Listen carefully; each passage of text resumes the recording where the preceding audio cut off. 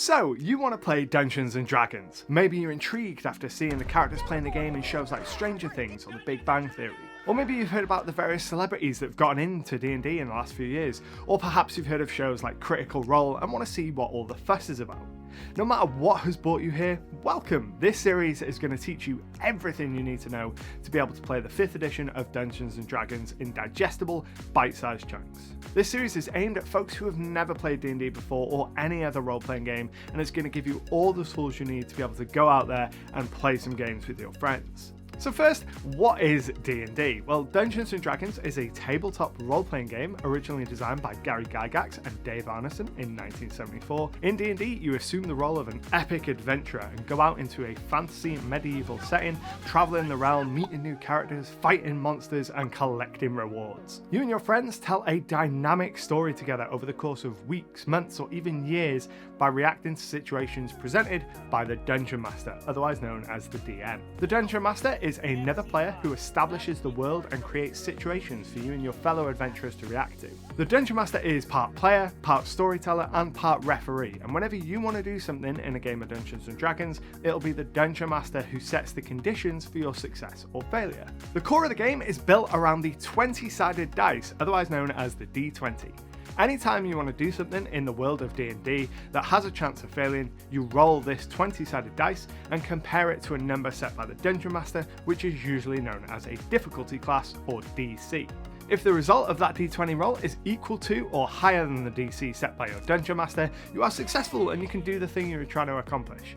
If the number is lower, you fail and there will be consequences. In addition to rolling the D20, you will often have a variety of modifiers that you can apply to your roll to affect the result.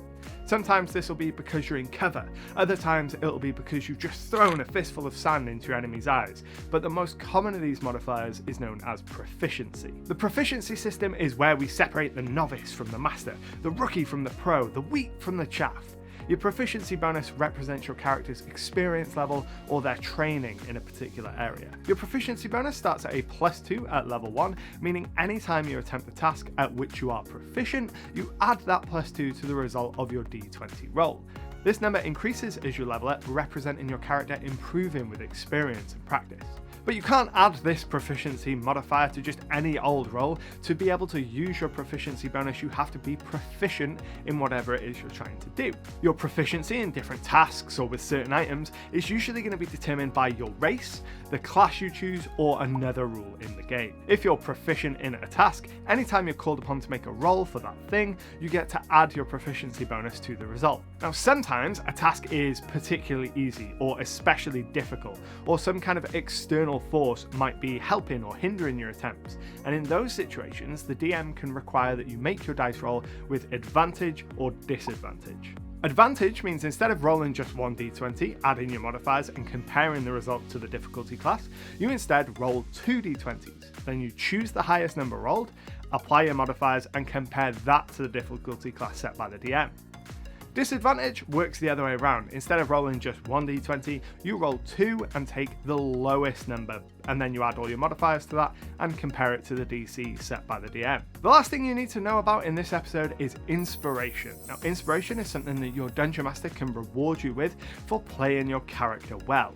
When you have inspiration, you can spend it to get advantage on an attack roll, a saving throw, or an ability check. You can also give your inspiration to another player to reward them directly from your own pool. As we go through the series, you'll learn all the different rules you need to know to be able to navigate your way through a game of Dungeons & Dragons, but it all starts with the humble D20.